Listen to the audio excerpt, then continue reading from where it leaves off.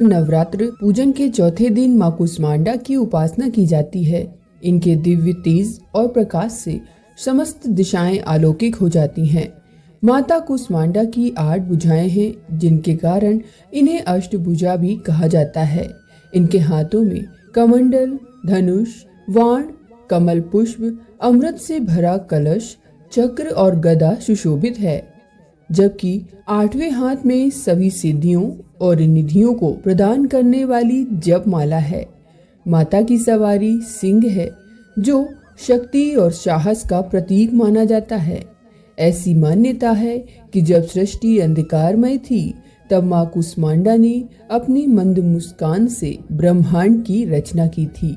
इस दिन भक्तगण माता की पूजा में लाल पुष्प, रोली, अक्षत, धूप, दीप, नैवेद्य और भोग अर्पित करते हैं, जिससे मां प्रसन्न होकर उनकी मनोकामनाओं को पूरा करती हैं। साथ ही इस दिन अनाह चक्र, जिसे हृदय चक्र भी कहा जाता है, उसकी साधना का विशेष महत्व होता है। इससे व्यक्ति के भीतर करुणा, प्रेम और सकारात्मक ऊर्जा का संचार बढ़ता है। आइए आपको सुनाते हैं मां कुष्मांडा की पौराणिक कथा। पौराणिक मान्यताओं के अनुसार प्राचीन काल में त्रिदेव ने सृष्टि की रचना का संकल्प लिया। उस समय ब्रह्मांड में घना अंधकार व्याप्त था।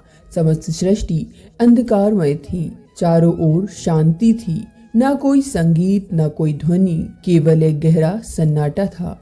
इस स्थिति में त्रिदेव ने जगत जननी आदिशक्ति माँ दुर्गा से सहायता की याचना की। जगत जननी आदिशक्ति माँ दुर्गा के चौथे स्वरूप माँ कुष्मांडा ने तुरंत ही ब्रह्मांड की रचना की।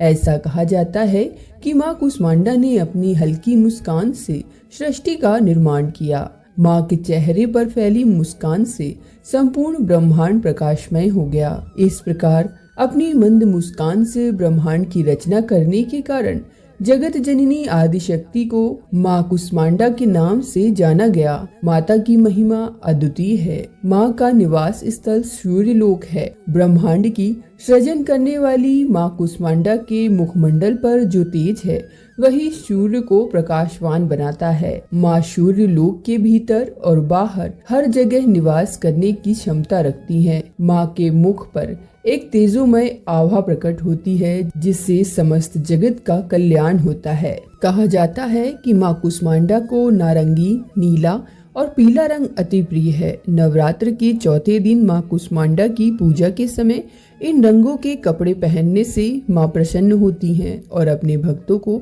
अपना आशीर्वाद प्रदान करती हैं। नवरात्र के चौथे दिन माँ कुष्मांडा को भोग में दही, हलवा, मालपुआ, पेठा, फल और सूखे मेवे चढ़ाए जा सकते हैं।